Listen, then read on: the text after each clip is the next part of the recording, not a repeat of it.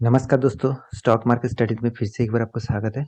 तो आज मैं बात करने वाला हूँ दिग्गज एक एफएमसीजी सेक्टर के एक दिग्गज कंपनी के बारे में।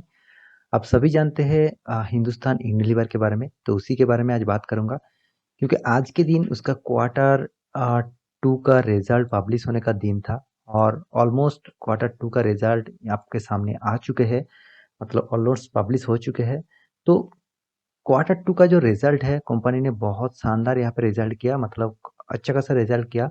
फिर भी स्टॉक रिजल्ट पब्लिश होने के बाद स्टॉक में बहुत ज़बरदस्त यहाँ पे गिरावट देखने को मिला। जब मार्केट ओपन हुआ सुबह में, तो हिंदुस्तान यूनिलीवर अच्छा खासा एक तेजी मूवमेंट में था, एक अच्छा खासा अपटर्न मूवमेंट में था। और जब ही रिजल्ट यहाँ पे पब्लिश हुआ, उसके बाद यहाँ पे ज़बरदस्त गिरावट दिखाया, जितना अपटर्न था उससे भी ज़्यादा यहाँ पे गिरावट दिखाया। तो इस गिरावट के पीछे रीज़न क्या है? इतना शानदार रिजल्ट होने के बाद भी स्टॉक ने इतना अच्छा खासा गिरावट क्यों किया? इस सारे जानकारी मैं आपको देने वाला हूँ, तो वीडियो को पूरा देखना। और अभी तक मेरे चैनल को सब्सक्राइब नहीं किया तो ज़रूर सब्सक्राइब कर लेना। तो चलो देखते हैं आज के स्टॉक के बारे में। तो पहले ही मैं चार्ट पैटर्न के ऊपर आ चुका हूँ। यहाँ पे आप देख सकते हैं हिंदुस्तान यूनिलीवर के ऊपर मैं आपके सामने यहाँ पे चार्ट पैटर्न ओपन करके रखा हूँ। ये टोटली एनएससी का चार्ट पैटर्न है। देखिए कंपनी जब स्टार्ट हुआ है, आज के दिन जो स्टार्ट हुआ था, कितना अच्छा खासा शानदार एक मूवमेंट था, उसके बाद एक फ्लैट मूवमेंट में चल रहा था। तो जब रिजल्ट पब्लिश हुआ उसके बाद थोड़ा सा यहाँ पे अपटर्न देखने को मिला।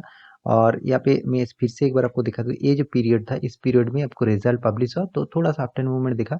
उसके बाद इतना तेजी से गिरावट, इतना तेजी से गिरावट, इसके पीछे जो रीज़न है, उस रीज़न को मैं यहाँ पे कवर करूँगा और रिजल्ट के बारे में दिखाऊँगा, कंपनी किस तरीके से रिजल्ट किया है, सारी जानकारी यहाँ पे मैं आपको दिखाने वाला हूँ। तो वीडियो स्किप मत करना, बहुत कुछ सीखने को मिलेगा। और आप इस स्टॉक में निवेश करके बैठे हुए तो आप ज़रूर देखिए, और निवेश नहीं किया है फिर भी देखिए, क्योंकि आपको फ्यूचर में इस तरीके से कंपनी में ज़रूर निवेश करना चाहिए, क्योंकि आपको रिस्क भी कंपनी में निवेश करना ही चाहिए, तो आप एचएल के ऊपर जा सकते हैं। तो चलो देखते हैं आज के रिजल्ट के बारे में, इस स्टॉक के बारे में और इस स्टॉक के रिजल्ट के बारे में। तो रिजल्ट दिखाने से पहले मैं ये कहूँगा, इस कंपनी ने डिविडेंड देने का भी फैसला किया, उसके बारे में भी बताऊंगा। तो पूरा डिटेल्स में देखिए। यहाँ पे देखिए कंपनी का रिजल्ट आपके सामने है। यहाँ पे टोटल कंपनी का जो रिजल्ट है, यहाँ पे 2021 का, यहाँ पे 2021 का, ये जो था ये यहाँ पे जून क्वार्टर, मतलब यहाँ पे मैं लिखना चाहता हूँ, यहाँ पे क्वार्टर 1 का रिजल्ट और यहाँ पे क्वार्टर 2 का रिजल्ट 2022 का, ठीक है, सॉरी 2021 का। और 2020 मतलब पिछले क्वार्टर में क्वार्टर 2 का जो रिजल्ट, ये दोनों यहाँ पे एक साथ दिया गया है, कुछ कंपैरिजन इस तरीके से किया गया है। तो और पिछले क्वार्टर, फर्स्ट क्वार्टर का रिजल्ट भी यहाँ पे आपको देखने को मिलेगा। तो सबसे पहले मैं दिखा देता हूँ कंपनी का इनकम, मतलब टोटल जो इनकम है, टोटल जो रेवेन्यू कंपनी जनरेट किया है, कितना सेल्स किया, कितना प्रोडक्ट सेल किया। देखिए एफएमसीजी सेक्टर है, मतलब एफएमसीजी में यहाँ पे लिखना चाहता हूँ, एफएमसीजी जो सेक्टर है, इसमें टोटली ज़्यादातर सेल्स के ऊपर और आधा रेवेन्यू के ऊपर यहाँ पे इनकम होते हैं। तो यहाँ पे टोटल देख लीजिए इस क्वार्टर में, मतलब ये जो क्वार्टर है सितंबर क्वार्टर, यहाँ पे कितना शानदार यहाँ पे रिजल्ट किया, 12,873। देखिए 1 करोड़ में फिगर दिया गया है, फिर भी आपको मैं फिगर दिखा रहा हूँ, आप फिगर देख के ही पता चलेगा आपको कंपनी किस तरीके से परफॉर्मेंस किया है। पिछले सालों में देखा जाए क्वार्टर 2 का रिजल्ट थोड़ा सा इस क्वार्टर में से भी बहुत कम था, करीबन करीबन 1000 करोड़ का टोटल कम था। यहाँ पे देखिए 11,593 था। और पिछले क्वार्टर में, मतलब फर्स्ट जो क्वार्टर था 2021 का जो फर्स्ट क्वार्टर का रिजल्ट था, वहाँ पे टोटल इनकम किया था 11,982। मतलब यहाँ पे भी जाम देखने को मिला और यहाँ पे भी जाम देखने को मिला, दोनों में से ही जाम यहाँ पे देखने को मिला। मतलब यहाँ पे एक पॉजिटिव सिंबल आ चुके हैं इनकम में, मतलब कंपनी ने का इनकम जबरदस्त हुआ, इसी के बारे में यहाँ पे आप देख चुके हैं।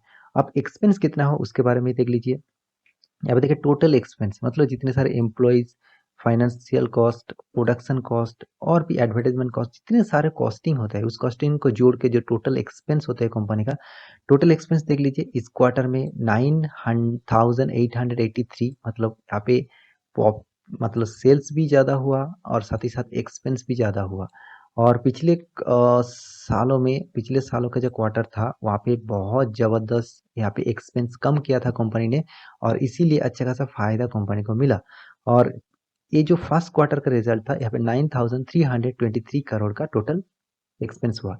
तो ओवरऑल बात करूँ, यहाँ पे मुझे थोड़ा-सा नेगेटिव वीक देखने को मिला, क्योंकि कंपनी प्रॉफिट इनकम अच्छा किया, मगर एक्सपेंस कुछ पिछले क्वार्टर से ज़्यादा किया, पिछले सालों से भी ज़्यादा किया।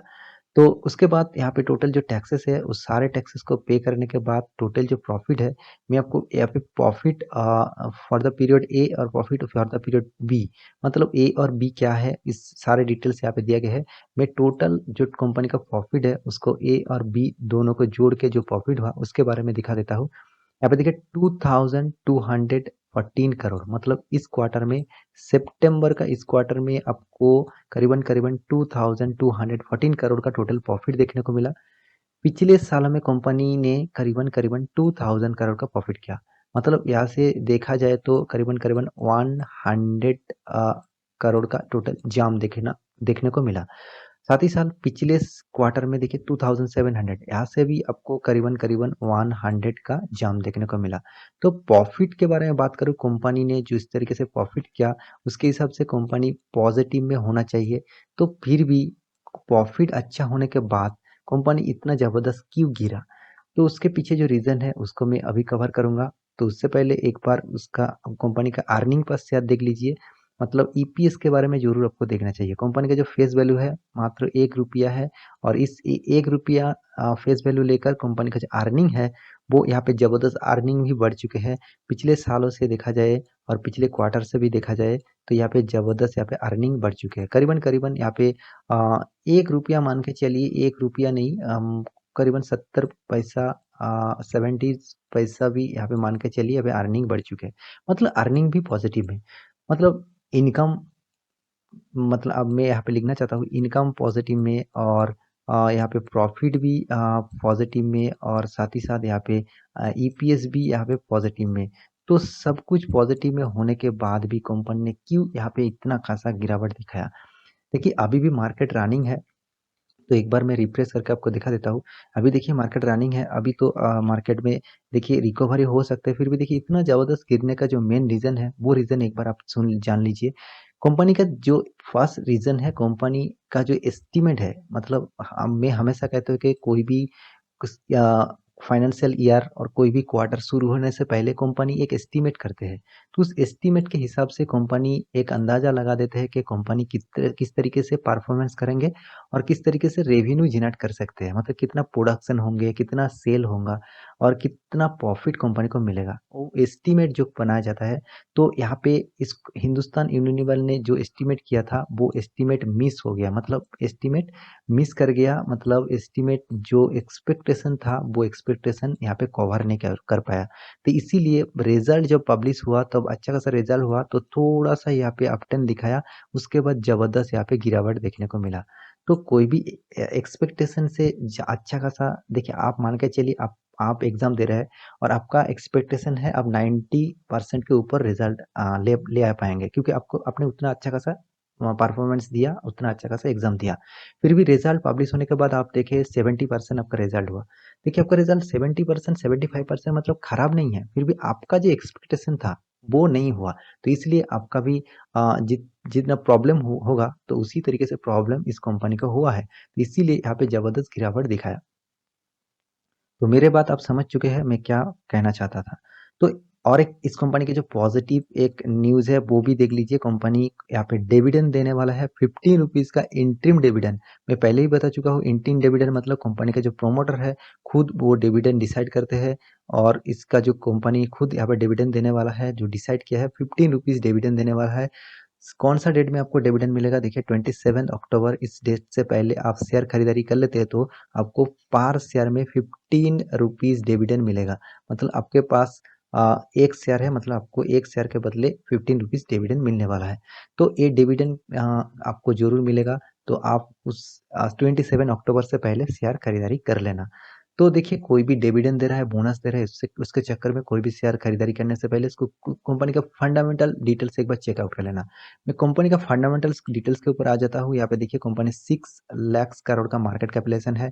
कंपनी का सबसे जो अच्छा मुझे चीज लगता है वो रिटर्न ऑफ कैपिटल एम्प्लॉयड और रिटर्न ऑफ इक्विटी, दोनों आपको 30% के ऊपर देखने को मिलेगा। यहाँ पे जबरदस्त इस परफॉर्मेंस है। कंपनी का पी रेशियो 75 है, फिर भी देखिए 75 रुपीज में भी बाइंग तो चल रहा है। और फेस वैल्यू देखिए मात्र ₹1 मतलब कंपनी स्प्लिट भी कर चुके हैं। कंपनी अगर स्प्लिट नहीं किया होता तो कंपनी का प्राइस रेंज 40-50,000 के ऊपर भी यहाँ पे देखने को मिलता। जो आपको एमआरएफ में देखने को मिल रहा है, एमआरएफ कभी भी स्प्लिट नहीं किया तो इसलिए उसका प्राइस रेंज इतना हाई है। तो कंपनी हिंदुस्तान यूनिलीवर बहुत बार बोनस, बहुत बार स्प्लिट कर चुके हैं, तो इसलिए इसका प्राइस रेंज अभी भी 3000 के अंदर यहाँ पे दिख रहा है। तो कंपनी का सिर्फ एक चीज मैं आपको दिखाऊंगा। कंपनी उसका जो एफएमसीजी सेक्टर में कंपनी नंबर 1 कंपनी है। इसका कोई कॉम्पिटिटर जितने सारे हैं उसके बहुत नीचे उसको उसको पीछे बहुत दूर तक इस कंपनी का रेंज आगे चला गया। और कंपनी का जो परफॉर्मेंस है उसके हिसाब से मुझे कंपनी यहाँ पे 5 स्टार देने वाला, रेटिंग देने वाला कंपनी मुझे लगता है। इस कंपनी में मैं बहुत नीचे से बाय करके रखा हूँ, अभी भी पेशेंट के साथ बना हुआ हूँ, क्योंकि कंपनी का जो परसेंटेज सीएजीआर परसेंटेज है, आप देख लीजिए साल भर आपको मान के चलिए एवरेज आपको 20% से ज़्यादा यहाँ पे रिटर्न आपको देने वाला का कैपेसिटी रखते हैं। और आपको मैं एक बात कहना चाहता हूँ, आपको risk free day free company चाहिए तो इस कंपनी के ऊपर आप जरूर निवेश कर सकते हैं। फिर भी मैं कहूँगा आप पूरा डिटेल स्टडी करिए, उसके बाद निवेश करिए। ब्लाइंडली कोई भी स्टॉक में निवेश मत करिए। रिटर्न ऑफ इक्विटी देखिए वह शानदार return of equity, sales growth positive में, प्रॉफिट ग्रोथ दोनों ही पॉजिटिव में। तो इस टाइप स्टॉक में आपको जरूर सोचना चाहिए। और सबसे बड़ी बात, कंपनी का शेयर होल्डिंग पैटर्न देख लीजिए। प्रोमोटर खुद यहाँ पे 61% होल्ड करके रखा है, क्योंकि प्रोमोटर को खुद पता है कंपनी में कितना पोटेंशियल है। साथ ही साथ देखिए एफआईएस, जीआईएस और पब्लिक हर कोई सेक्टर में यहाँ पे माल उठा के रखा है, क्योंकि कंपनी जबरदस्त कंपनी है और बहुत पुराना कंपनी है। इसलिए मैं यही कहूँगा कंपनी का एक बार मैक्सिमम चार्ट पैटर्न देख लेते हैं। कितना शानदार परफॉर्मेंस देख लीजिए, कितना शानदार। कभी भी आपको नहीं लगेगा कंपनी जबरदस्त अप्स एंड डाउन में चल रहा है। हमेशा आपको एक धीरे धीरे ग्रोथ देखने को मिलेगा। आपको लॉन्ग टर्म निवेशक बनना है, लॉन्ग टर्म के लिए आपको आंख बंद करके भरोसा करना है, तो इस स्टॉक में आप जा सकते हैं। तो मेरे कहने का मतलब समझ चुके हैं, और आशा करता हूँ सारी जानकारी आपको मिल चुका है। तो मेरे वीडियो को आज अच्छा लगे तो प्लीज़ लाइक करना, दोस्तों के साथ शेयर भी करना और चैनल को सब्सक्राइब भी करना। मिलते हैं अगले स्टॉक लेके, तब तक के लिए अच्छे से रहिए, अपने ख्याल रखिए, बाय बाय।